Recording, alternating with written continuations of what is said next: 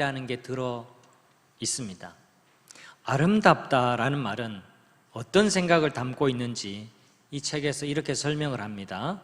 중세 국어에서 아름이라는 말은 개인이라는 의미로 사용되었습니다. 그래서 아름답다라는 말은 그 사람답다, 또 나답다 라는 뜻입니다. 우리 선조들의 생각에 아름다운 사람은 자신의 가치를 잘 발휘하는 사람이었던 것이죠. 이게 우리 선조들의 생각이에요. 나다운 것이 가장 아름다운 것입니다. 그냥 이목구비가 뚜렷하고 머릿결이 막 휘날리고 멋지게 꾸며진 그게 아름다운 게 아니라 나다운 것, 그 사람다운 것이 최고로 아름다운 거예요. 하나 더 오늘 진짜 소개하고 싶은 말이 있습니다. 그건 위기라는 말이에요. 위기는 위험과 기회가 합쳐진 말입니다.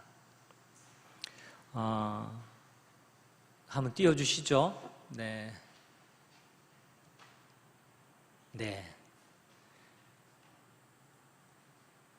위기는 위험이 닥쳐올 때에 움츠리거나 좌절하지 말라라는 긍정의 마음을 이 말 속에 담고 있습니다. 위험이 지나면 반드시 기회가 온다. 그러니 기회를 붙잡아야 한다라는 말 뜻이에요. 우리는 위기를 만날 것을 예상을 하면서 살아가야 합니다.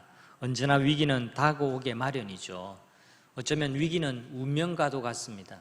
우리 가운데 위기를 한 번도 만나지 못했다? 나는 앞으로도 위기라는 것을 만나지 않을 것이다 라고 생각하는 분은 아무도 없을 겁니다. 위기를 누구나 다 만나게 마련이죠. 왜냐하면 내 안에 무너진 것이 세워지고 우리 공동체가 회복되는 것을 엄청나게 싫어하고 두려워하는 세력이 있기 때문에 그렇습니다. 개인이건 교회건 이 모양 저 모양의 위기를 대비해야만 합니다. 위기 앞에서 우리는 어떻게 믿음으로 살아야 할까요? 오늘 그에 대해서 함께 묵상해 보고자 합니다. 제일 먼저 가장 확실한 방법을 붙잡으시기를 바랍니다. 위기는 말씀드린 대로 누구에게나 찾아옵니다.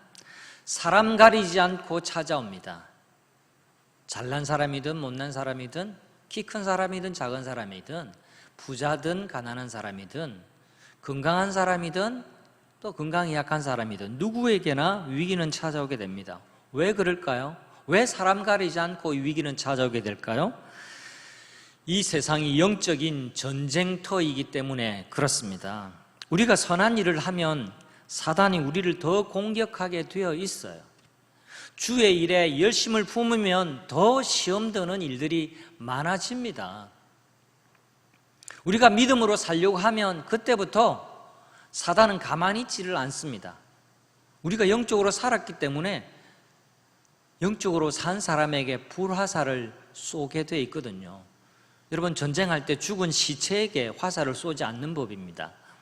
우리가 살았고 영적으로 이제 활발하게 의욕적으로 움직이려고 하면 그때 우리 대적 원수 마귀는 더 우리를 시험하고 우리를 공격하게 되어 있습니다.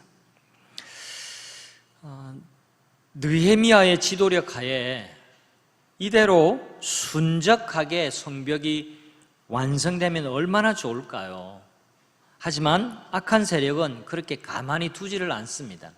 오늘 읽지 않았지만 1절, 2절, 3절에는 이 성벽이 세워지는 것을 반대하는 악한 세력 산발락과 도비야로 대표가 되는 이 원수들이 공격하는 장면이 보입니다. 자, 1, 2, 3절 가운데 그들이 하는 말만 제가 쏟아내어가지고 여러분에게 읽어드릴게요. 잘 보세요.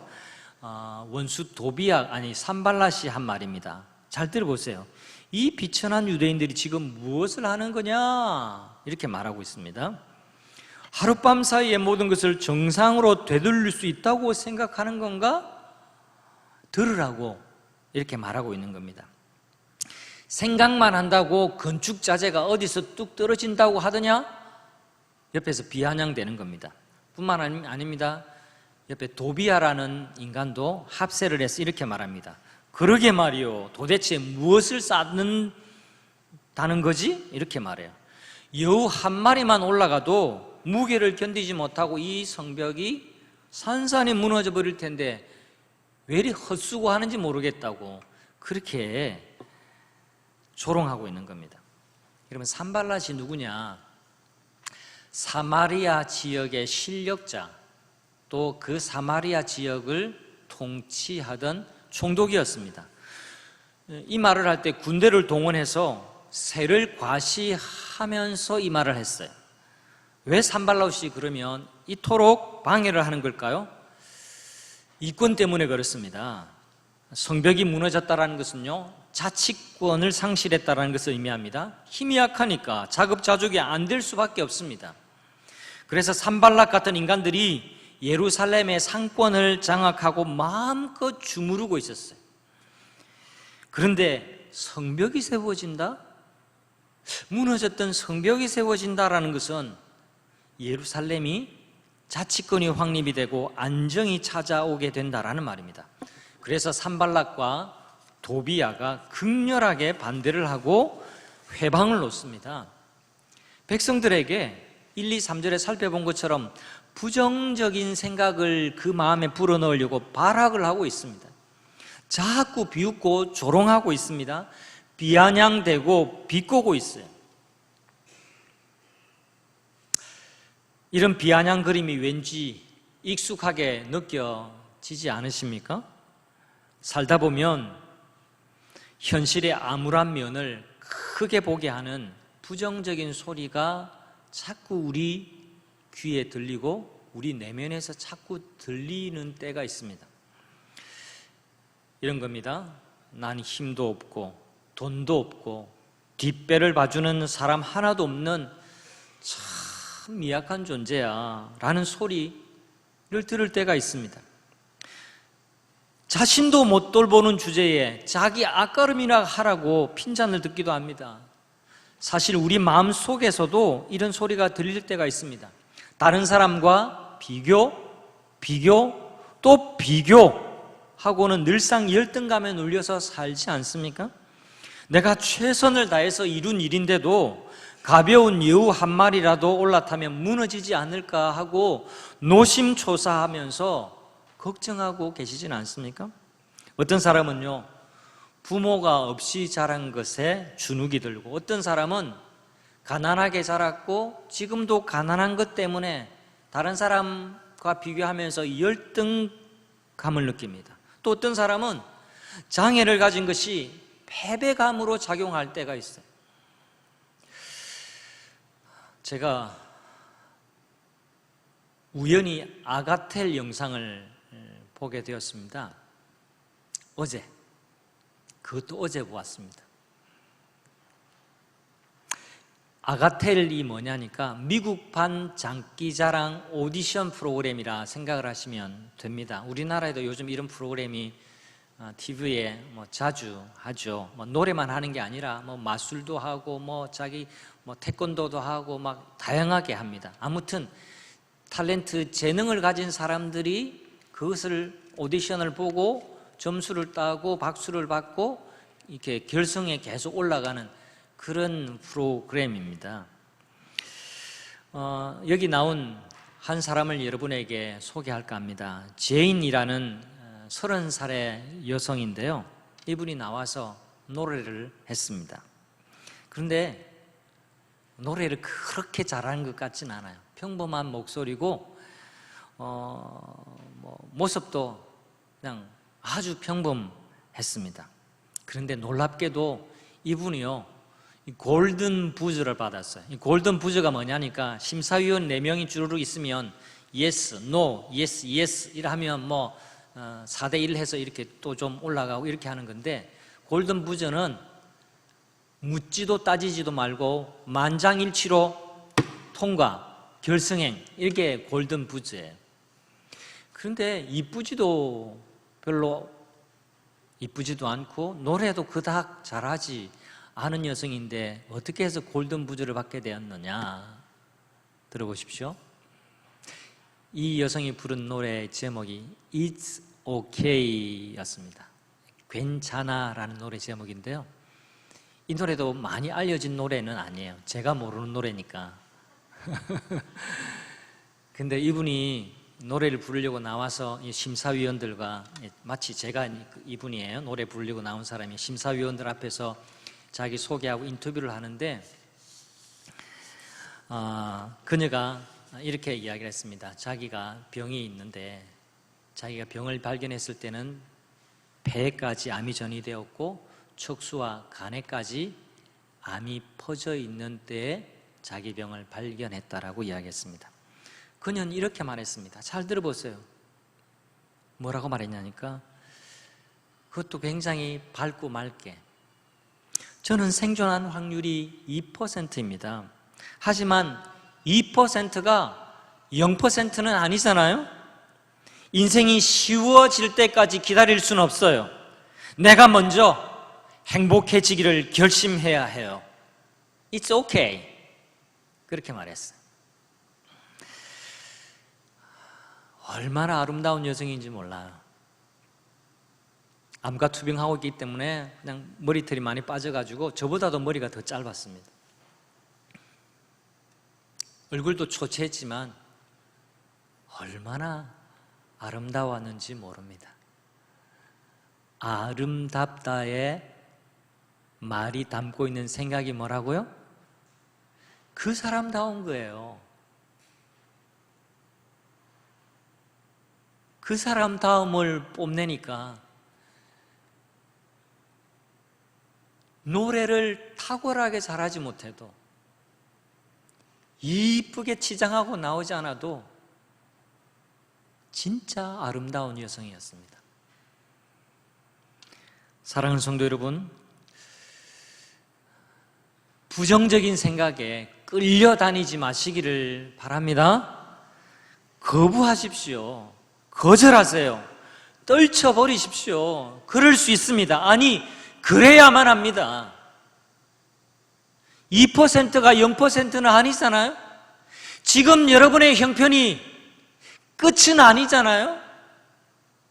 이 마음 가지고 여러분 자신을 소중하게 생각해 보십시오.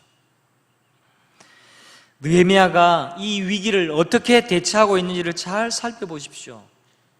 느헤미야는요, 흥분하지 않고 그저 하나님만 바라보며 몸부림하면서 기도하고 있습니다. 4절 말씀 보실까요? 같이 느헤미야의 기도인데 우리도 같이 한번 느헤미야 기도를 같이 해보겠습니다. 함께 합니다. 우리 하나님이여 들으시옵소서. 한 번 더, 우리 하나님이여 들으시옵소서.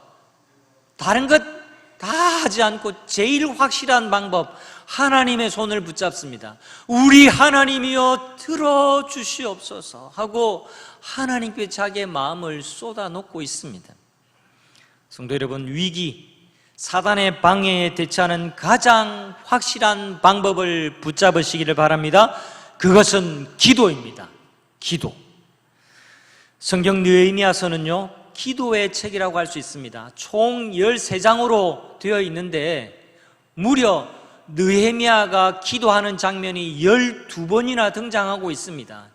이게 어떻게 공사에 관한 책일까요? 어떻게 성벽을 쌓는 이야기일까요? 어떻게 보면 이 느헤미야서는 기도하는 책이에요. 기도하는 책. 기도로 시작했고 기도로 마치는 책이 느헤미야서입니다. 기도하고 버티면 원수의 어떤 공격에도 무너지지 않습니다. 기도하고 버티십시오. 여러분, 존 보라는 말을 들어보셨어요? 가끔 텔레비전 보시면 요즘 텔레비전에는 자막이 막 잘 나와요. 자막이 나오면 존 보 이런 말이 심심찮게 나왔었던 때가 있습니다. 뭐 요즘 쓰는 말인데요, 존 보라는 말이 그다지 뭐 좋은 말은 아니에요. 이 젊은 친구들이 쓰는 반욕설 섞인 이렇게 말이기는 은어인데요. 젊은이들이. 그러니까 순화해서 표현하자면 끝까지 버틴다, 버텨낸다라는 것을 존버하는 거예요. 존버. 그런데요, 끝까지 버텨내되 우리 그리스도인들은 좀 해석을 조금은 더 달리 해야 됩니다. 저는 존버를 존중하고 버틴다, 이렇게 해석하고 싶어요. 텔레비전에 나오는 존버 할 때는 이 목사의 존버를 생각해 주시기를 바랍니다. 존버가 뭐라고요? 네. 누구를 존중해요? 나를 존중하고 나를 귀하게 여기고 기도로 버티는데 나를 존중하면서 끝까지 버티는 거예요. 그게 존버예요. 존버. 마귀가 낙심케 하는 소리를 낼 때도 의기소침하지 마시고 존버하고 강하게 기도하는 여러분 되시기를 바랍니다. 모든 것을 하나님께 맡겨버리십시오. 베드로전서 5장 7절 말씀, 너희 염려를 주께 맡기라. 이는 그가 너희를 돌보심이니라. 같이 읽어봅니다. 시작. 너희 염려를 주께 맡기라. 이는 그가 너희를 돌보심이라. 주님께 맡기세요. 주님께 기도하라는 겁니다. 여러분, 물에 빠져보셨습니까? 수영을 하실 줄 압니까? 이 목사는 수영을 잘할 것 같아요? 못할 것 같아요? 네, 비밀에 붙여두고 상상에 맡기겠습니다. 여러분, 물에 빠졌을 때에 허둥대지 않는 것이 중요해요. 이게 제1 법칙이에요. 물에 빠져도 허둥대지 마세요. 당황하지 마세요. 발버둥 친다고 갑자기 못하는 수영이 그때 잘 되어지지 않습니다. 위기에 빠졌을 때도 마찬가지입니다. 주님께 맡기십시오. 허둥대고 발악하고 막 이렇게 당황하면서 이래저래 찾아다닌다고 그 문제 해결되지 않습니다. 침착하게 존버하면서 주님께 맡기는 것이 중요합니다. 그리고 신경을 끄십시오. 자꾸 신경 쓰면 잠이 안 와요. 신경 쓰다가 잠 못 이루는 밤 많이 겪어보셨죠? 신경 쓰면 그래요. 신경을 쓰면 스트레스가 쌓입니다. 신경을 쓰면 중요한 것들을 많이 놓쳐요. 한번 따라해 주시면 좋겠습니다. 성경에 있는 이야기는 아니지만 오늘 굉장히 중요한 겁니다. 기도하고 신경을 끄세요. 네, 오늘 진짜 중요한 것 여러분 말씀드립니다. 기도하고 신경을 끄세요. 기도하고 문을 나서자마자 또 신경 쓰고 고민이야 막 이렇게 하면 기도했던 게 다 쏟아지는 거예요. 기도라는 게 뭡니까? 너희 염려를 주께 어떻게 하라고요? 맡긴 거예요. 맡겨놓고 기도할 때 주님께 맡겨놓고 주님 저 집에 갈래요. 다시 염려 주세요 하고 또 받아가지고 또 집에 가요. 그런 기도 아무리 오래 해도 기도의 능력이 나타나지 않습니다. 기도는요 주님께 맡기는 거예요. 주님이 우리를 돌보시는데 왜 못 맡겨요? 왜 못 맡겨요? 두 번째, 하루하루를 충실하게 살아야 합니다. 느헤미야가요 기도만 하고 있지를 않았습니다. 원수의 작전에 휘말리지 않도록 용기를 백성들에게 불어넣어주면서 공사에 박차를 가하고 있습니다. 느헤미야는 기도했고 동시에 철저하게 준비하고 행동했습니다. 여러분, 주목해야 할 사실이 있어요. 정말 주목해야 합니다. 느헤미야는요 제사장이 아니었습니다. 느헤미야는 선지자도 아니었습니다.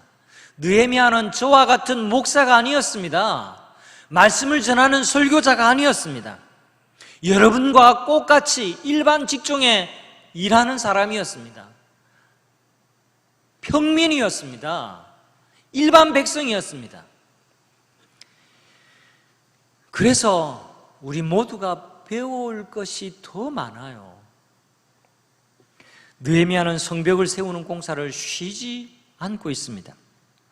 9절에 보면 우리가 하는데 이 우리는 느헤미야와 백성들입니다. 이들이 지금 성벽을 세우고 있으니까요. 9절, 우리 하나님께 기도하며 그들로 말미암아 파수꾼을 두어 주야로 방비하는데, 이 9절 안에 함께 기도하는 장면이 나오고요, 또 주야로 보초를 쓰는 장면이 나옵니다. 또 17절에 보실까요? 성을 건축하는 자와 짐을 나르는 자는 다 각각 한 손으로 일을 하며 또 한 손에는 병기를 잡았다, 이렇게 말하고 있습니다. 성도 여러분, 상상해 보십시오. 한 손에는 삽을 들고 또 다른 한 손에는 병기를 잡았다라고 말합니다. 한 손에는 삽을 들고 한 손에는 검을 들고. 여러분, 이 장면을 떠올려 보십시오. 그리고 우리 자신을 돌아보세요. 하루하루 이 땅을 살아가는 여러분들의 삶과 다르지 않습니다. 삶의 자리에서 여러분들도 그렇게 살고 있습니다. 삶의 자리에서 한 손으로는 먹고 살기 위해서 경제활동을 하고 다른 손에는 성령의 검을 들고 살아갑니다. 이것이 성도의 삶이에요. 칼 바르트라는 신학자는 이렇게 말했습니다. 그리스도인이란 한 손에는 성경을 들고 한 손에는 신문을 들고 살아야 된다, 이렇게 말했습니다. 이 말 뜻은요, 그리스도인은 세상을 살아가지만 성경으로 판단하고 결정하면서 살아야 하는 사람이다라는 뜻도 됩니다. 여러분, 한 손으로 열심히 돈을 버시기를 바랍니다. 많이 버시기를 바랍니다. 아무런 반응이 없으시네요. 돈 벌기 싫으십니까? 아직 마음의 준비가 안 되신 것 같아요. 다시 한번 하겠습니다. 연습했다 치고, 여러분, 한 손으로 열심히 돈을 버시기를 바랍니다. 될 수 있으면 많이 버시기를 축복합니다. 근데 여기에만 아멘 하면 안 됩니다. 돈을 많이 버십시오. 또 다른 한 손으로 성령의 검을 들고 영적으로 무장하고 승리하면서 사시기를 바랍니다. 많이 벌은 이 돈을 어떻게 하나님 나라를 위해서 써야 할 것인지에 대해서 성경을 열어서 보시고 성경의 가르침을 따라서 주님의 말씀에 순종하며 사는 것, 그것이 진짜 복을 받은 사람입니다. 그리스도인은 그냥 되는 대로 사는 사람들이 아닙니다. 하루하루를 충실하게 살아가는 것이 하늘의 시민권을 둔 사람의 모습이라는 것을 기억하십시오. 한 가지 더 살펴봅니다. 희망과 용기를 주는 사람으로 사십시오. 악한 원수의 공격은요, 그리 단순하지만 않습니다.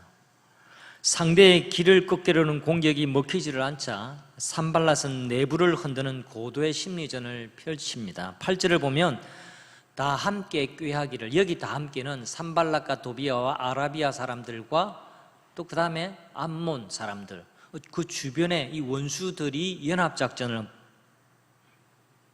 구축하는 거예요. 연합전선을 구축해서 꾀하기를, 이 꾀했다라는 것은 작전을 짰다라는 거예요. 작전을 짰다. 처음에 이 공격이 먹히질 않자 또 다른 공격으로 이 성벽 세우는 일을 방해하려고 꾀했다라는 겁니다. 그 꾀가 뭔지 잘 보세요. 예루살렘으로 가서 치고, 이건 공격을 말하는 겁니다. 그곳을 요란하게 하자라는 것은 시끄럽고 내부 분란이 일어나게 하자라는 겁니다. 습격과 내부 교란이죠. 이 양동 작전이었습니다. 여러분 생각해 보십시오. 육체적으로 얼마나 힘들었을까요? 여러분, 레고를 쌓는 게 아니라 커다란 돌덩이를 옮기고 세우고 하는 일인데 왜 힘이 안 들겠습니까? 그런데 습격에 대한 불안감이 생겼습니다. 급기야 10절에 백성들 사이에 부정적인 기류가 막 생기기 시작합니다. 10절에 보면 흙무더기가 아직도 많은데, 여러분 생각해 보세요. 140년이나 세월이 지났는데 거기에 얼마나 많은 흙들이 이래저래 쌓였겠습니까? 짐을 나르는 자의 힘이 다 빠졌다. 여러분, 육체적으로 얼마나 힘든 일이겠어요? 한나절이 열심히 땡볕에 일해도 그렇게 힘든데, 여러분, 날이면 날마다 이 흙을 지르다 나르고 돌덩이를 옮기는데 어떻게 힘에 부치지 않겠습니까? 급기야 우리가 성을 건축하지 못할 거야 라고 백성들이 그렇게 하소연하기 시작했습니다. 뿐만 아닙니다. 성 바깥에 사는 친척들, 가족들이, 여러분, 남자들이 또 가족들이 대표로 이렇게 와서 일하면 집은 누가는 지켜야 될 거 아니에요. 집에 있는 사람들, 친척들이 와서 이렇게 말합니다. 부정적인 소리를 잔뜩 늘어놓고 갑니다. 그만해, 안 될 거야. 거기 있다가는 죽어. 그러니 포기해. 그러다가 돈도 잃고 건강 잃고 망할 거야. 빨리 오는 게 좋을걸? 적들이 언제 공격할지 모르겠어. 우리 집도 좀 챙겨야 되지 않아? 이렇게 들쑤시는 겁니다. 여러분, 사단은요, 심리전의 대가예요. 이런 상황에서 느헤미야는 어떻게 대처했는지를 보십시오. 여러분, 중요한 것, 느헤미야도 가만히 있지를 않았습니다. 맞불 작전을 펼칩니다. 여러분, 시험이 찾아옵니까? 가만히 있지를 마세요. 가만히 있어서는 안 됩니다.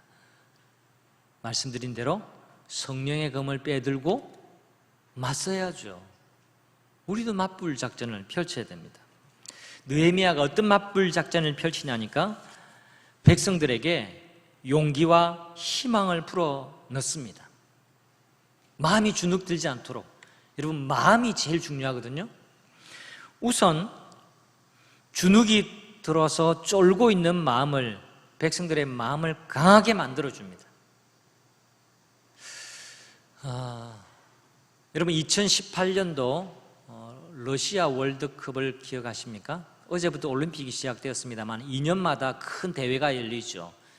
2년 지나면 올림픽, 또 2년 지나면 월드컵, 그렇습니다. 네, 최근의 월드컵인 러시아 월드컵 때의 일입니다. 그때는 우리 한국 대표팀이 16강에 못 들어서 참 아쉽기는 했는데요. 그래도 세계 1위 독일을 꺾는 이변을 일으켰습니다. 그게 극적인 승리를 얻었는데 이게 크게 화제가 되었습니다. 주장 손흥민이가 이때부터 더 많이 주목을 받기 시작했습니다. 여러분, 손흥민 아시죠? 제가 손흥민을 잘 아는데요. 아쉬운 것은 흥민이는 저를 전혀 몰라요. 네. 월드컵의 후일담인데요. 이 기사에도 난 겁니다. 주장 손흥민이 독일전을 앞두고 라크룸에서 이 긴장한 선수들에게 이 주장으로서 역할을 하는 거죠.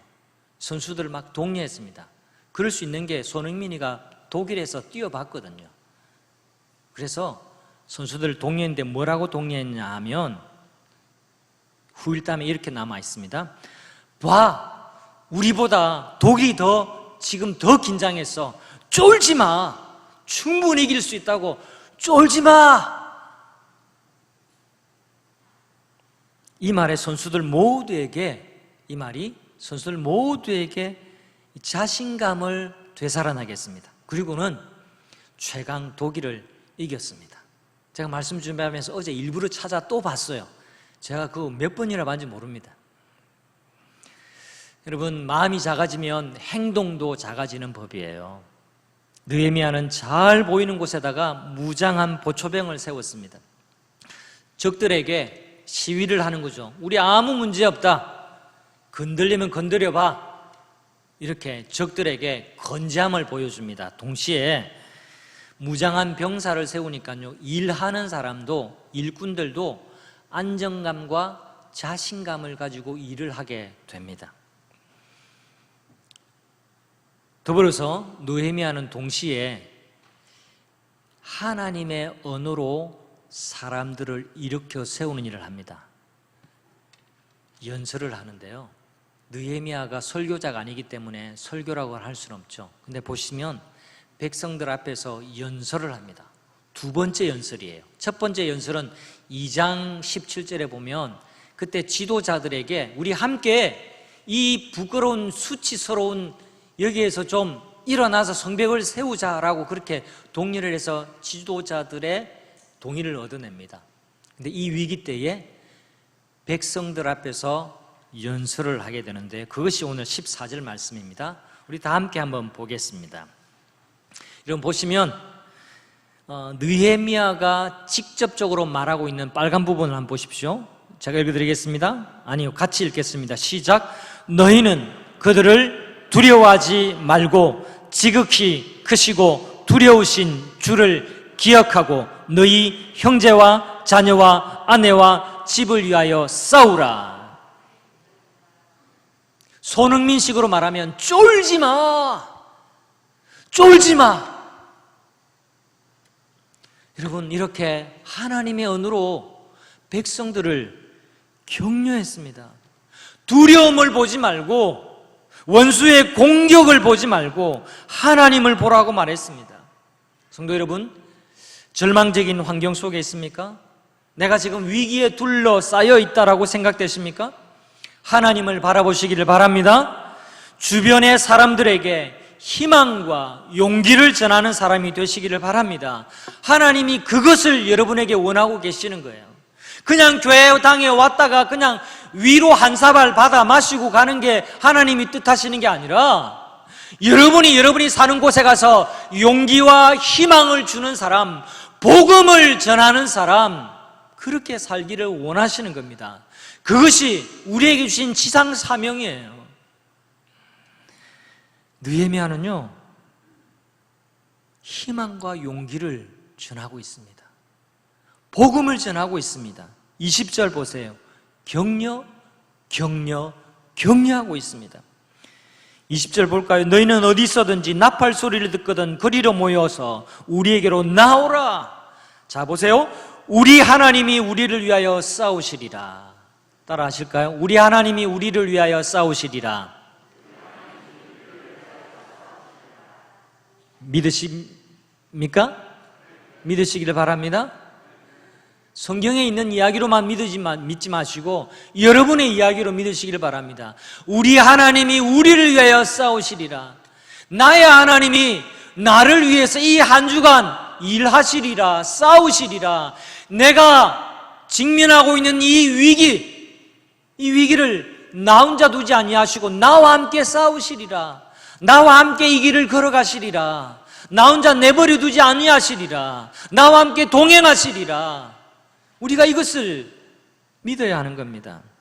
여러분, 자신을 격려하십시오. 어려운 상황에 있으십니까? 위기를 만나셨습니까? 존버하십시오. 존중하고 버텨내십시오. 우리는 지금 코로나 시대를 살아갑니다. 확진자가 연일 속출한다는 소식을 듣고는 불안감을 느끼기도 합니다. 코로나19로 인해서 어느 때보다 불확실성이 높아졌습니다. 그런데 여러분, 가만히 생각해 보십시오. 불확실성이라는 것은요, 사실 우리 인생의 특징이기도 합니다. 한 번도 우리 인생에 확실한 것들이 없었어요. 그렇지 않습니까? 앞으로도 여러분 인생 앞에 불확실성이 참 많이도 있을 겁니다. 기본적으로 삶은 불확실합니다. 마치 어두운 터널을 걷는 것 같을 때가 있을 겁니다. 위기감을 느끼기도 합니다. 그때마다 꼭 기억하시기를 바랍니다. 위기의 곁에는요, 항상 포기라는 녀석이 졸졸졸졸 따라다니고 있어요. 들어보셨죠? 포기는 배추를 셀 때나 쓰는 말에 불과하다. 여러분, 포기를 붙잡지 마세요. 위기의 때 따라다니는 포기를 붙잡지 마시고 손을 내밀어서 믿음을 붙잡으면 위기는 새로운 기회가 될 줄 믿습니다. 여러분, 이 한 주간 살아가실 때 여러분에게 기회가 분명히 올 겁니다. 위기가 오지만 그 위기는 기회를 품고 있다는 것을 기억하시고 이 한 주간도 주님 손 꼭 붙잡으시고 기회를 맞이하시고 기회를 붙잡는 모든 성도들이 되시기를 주님의 이름으로 축원합니다. 우리 말씀을 기억하면서 오늘 이 찬양하겠습니다. 주품에 품으소서 이 찬양할 텐데요.